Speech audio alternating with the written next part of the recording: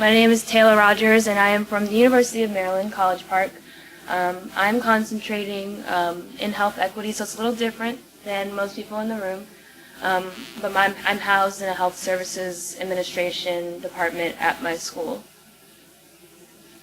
Oh, and the title of my project is The Assessment of the Barriers to Follow-Up Screening and Treatment Utilization Among Women with Suspected Cervical Cancer in Tanzania. So a little bit of background. We've heard some of this throughout the day. Cervical cancer is the fourth most common female cancer worldwide. When looking at Tanzania, you can see in the red that Tanzania has a very high incident rate compared to the worldwide incident rate, and this phenomenon is still present when you look at mortality. So in this bullet here, you can see that it's higher than East Africa and much higher than the worldwide mortality rate. And then at the very bottom, I have a not so fun fact.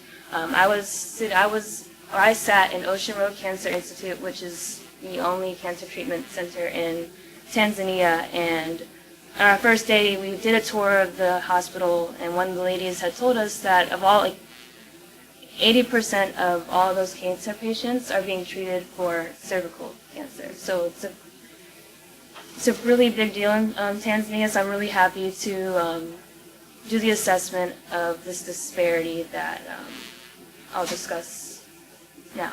So my project is a continuation of a 2016 CEESP student, Anne, and she's actually here.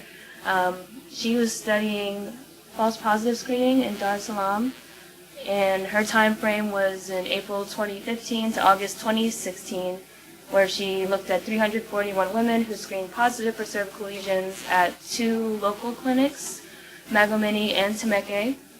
All of her patients that she studied were referred to ORCI, and one of her findings was that about 50% of the women who were referred did not make it to ORCI for a second screening or treatment.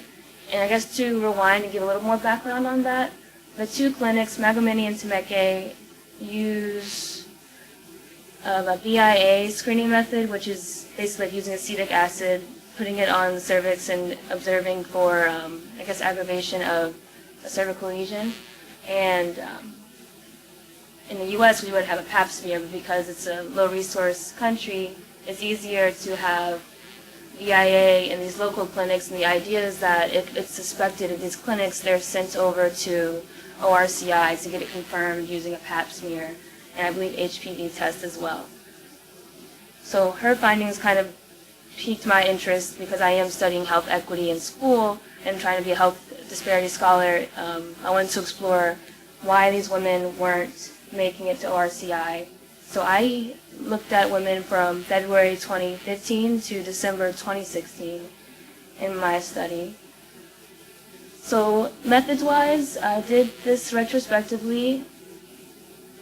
I looked at logbooks from both Magomeni and Temeke, where I pulled women's names and phone numbers and where they lived, birth year, in order to build my eligibility group. I also want to add that Anne did give me a list for about half of my 2015 sample, which was really helpful. It was a list of phone numbers, but it was funny. Dr. Solomon was like, "Oh, take the list, it'll be really helpful," and I was just like, what am I going to do with these phone numbers? But it actually was probably the most helpful thing that I had that summer, or this summer. I was able to do, somehow I matched all those numbers with the women, and we followed up with them if they were eligible. And then for the other year, I went and pulled the women who screened positive and were referred. So if they weren't referred, then there's just differences in how the 2 clinics referred, and that's something I think has to go into in the paper because it's pretty complicated. But I noticed that not all women who screened positive were not always referred to ORCI, which kind of bothered me. But anyway, I cross-referenced my list of eligible participants and looked at ORCI's cervical cancer registration book. And basically, if I didn't see their name in any of their books, I assumed that they did not go to the cervical cancer department of ORCI and get their follow-up screening. So this is just a picture of, I think this is Magomini's logbook for their patients who come in. And it's handwritten, phone numbers, HIV and results here. And I have a spreadsheet over here that I was compiling all the information in to kind of keep everything organized. And this picture we've seen is an ORCI logbook. No need to explain, we've seen it already. I worked with two employees of ORCI primarily to conduct audio recorded telephone interviews. Their names were Elizabeth, she was a nurse, and Flora, who was a social worker. The idea was that we would call each participant 3 times just in order to make sure that we gave everybody equal opportunity to participate. We called varying hours of the day, like during the day versus evening, and weekdays versus weekends. And then the interviews were transcribed and translated into English for analysis. So this is Flora here in the red, and this is Elizabeth. And this is a little more on my questionnaire. I had 2 sides to it. I was hoping to do a mixed method approach. I've learned through my coursework that that's kind of the way disparity research is going, so I wanted to try it for myself. And my first half was about 15 multiple choice questions assessing like social factors like their occupation, if you have health insurance, how do you get around, which clinic do you go to, and then my open-ended side kind of talked more about like patient awareness, patient knowledge, perceived risk of cervical cancer, and their intention, if any, of going to ORCI and getting their follow-up done. And this is just a picture of what my questionnaire looked like, filled out, and this was administered by Flora and Elizabeth. And as you can see, it's in Swahili, so I was only really useful in getting the first half done because multiple choice. The other half, I really depended on my transcriber and translator for that. So my study, I had about 200 women who were eligible. Most of them came from Magomini. However, my response rate was relatively low. I reached 60 women, and I have a link here that I'll explain in the next slide, kind of trying to figure out why the response rate was so low. And then moving forward, half of those women ended up telling us that they did go to ORCI, like I guess partway through the interview it came up. However, their care was delayed, so I think that could kind of change the way I frame my question for the manuscript, potentially looking at delay of care or no care at all, because I think they're both still very important because a lot of these women are presenting at later stages. So my total that I'm analyzing right now is 29, and those are the women who we spoke with and actually never made it to ORCI. And this was a picture of the news article that I had in the link.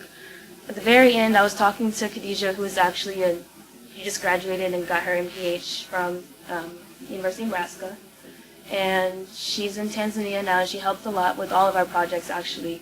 And we're talking about my low response rate, and she was saying, well, Taylor, did you know that last year the government cut off a lot of phone numbers because they're saying they're like fraudulent counterfeit numbers, and I had to read more into this and see if this may have something to do with it, but a lot of those women, it wasn't because of refusal, it was just a lot of numbers were just, the phone would say they're bad or they're not reachable, and you can't leave voice messages there, so we tried 3 times. A lot of numbers we couldn't get through to. So my sample, about 60% of them were in the range of 35 to 49 years. About 70% of them only had a primary level education.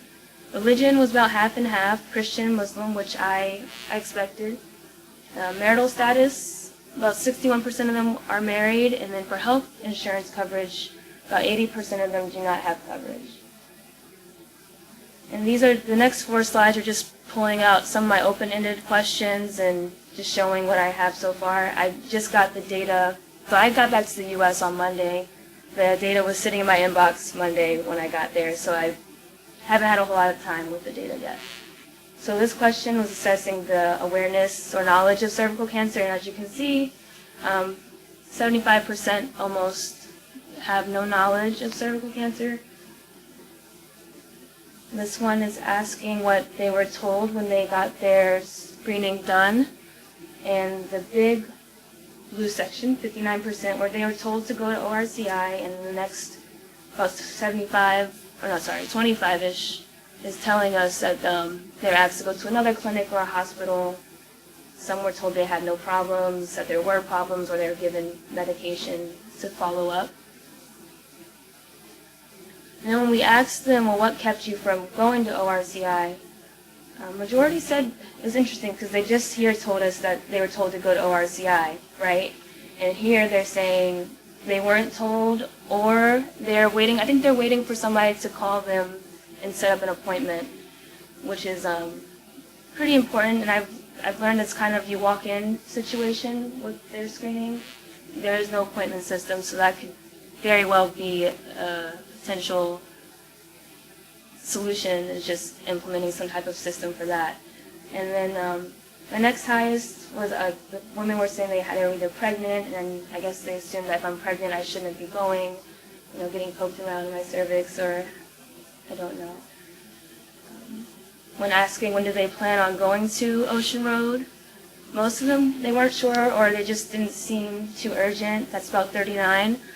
36% said they'll go if they're told to go, or if an appointment is scheduled. And then the next one was saying, so if their appointment is scheduled, and 11% is saying that they have an appointment made and they're planning on going, and they gave a definite time for us. So I proposed future analysis. As I said, I proposed a mixed method. So I had a quantitative side, and then the open-ended, I wanted to try to analyze qualitatively. I think these women are offering, they had a lot of stories, and I wanted to accurately describe everything that they're saying, the feedback that they're giving, so that we can, write something up for the community, the population, and hopefully find a solution and implement that to kind of get rid of this disparity, or just reduce it, make it a little better, or a lot better for Tanzanian women. I say verbatim because right now I have summarized transcriptions, and I think, or I have inklings, I haven't had enough time yet, but I've noticed my transcriber, he took a file, it's one specific example. It's the same file, but he transcribed it for 2 different patients, so it's some things like that, I kind of want to double check the validity of the transcriptions, and then probably have them transcribed as well.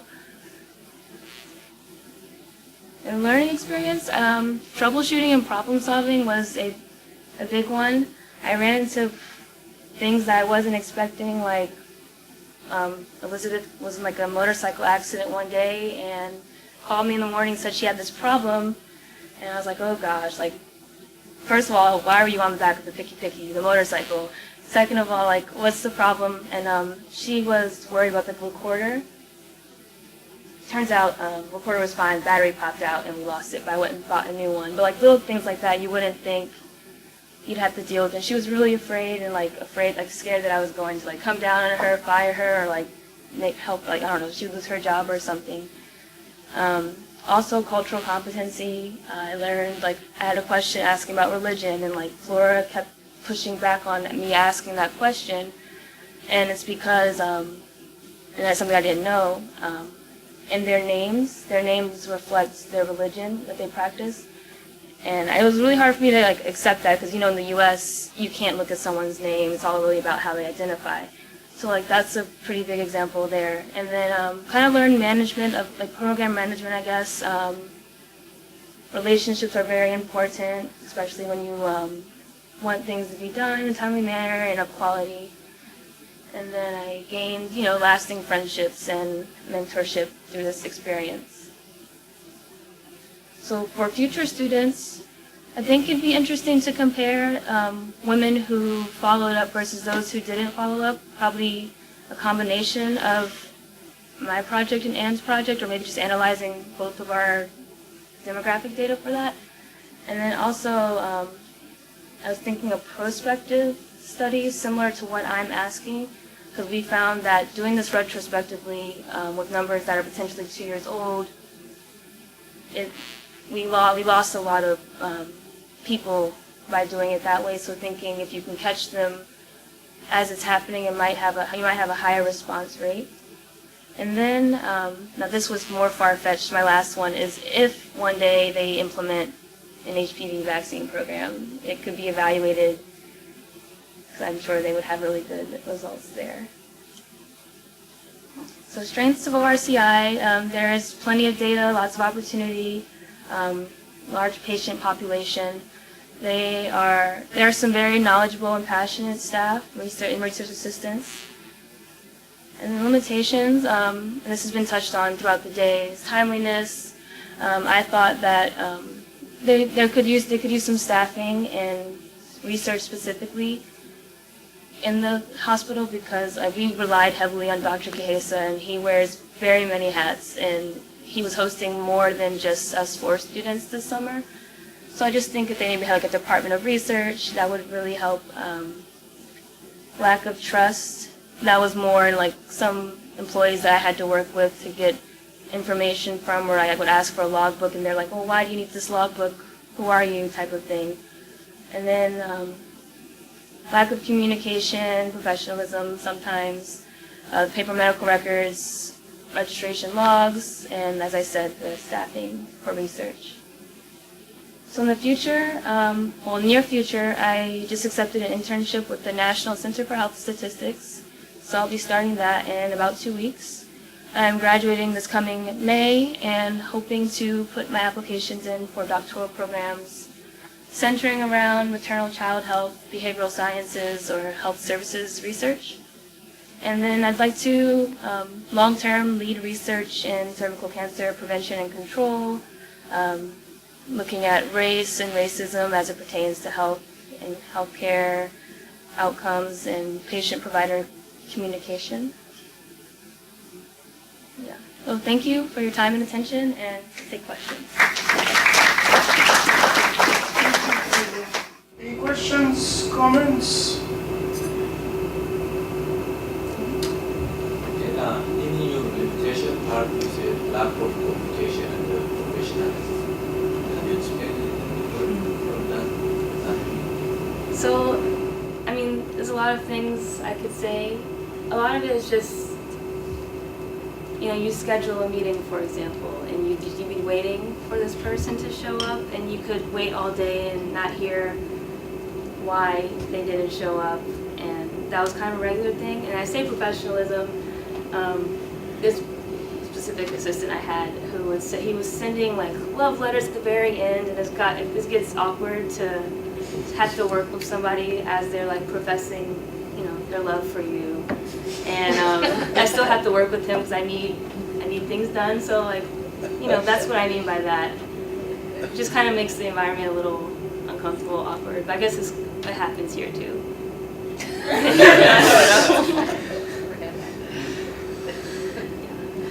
Just a couple comments. I think you did a wonderful job. I know it was a lot of work.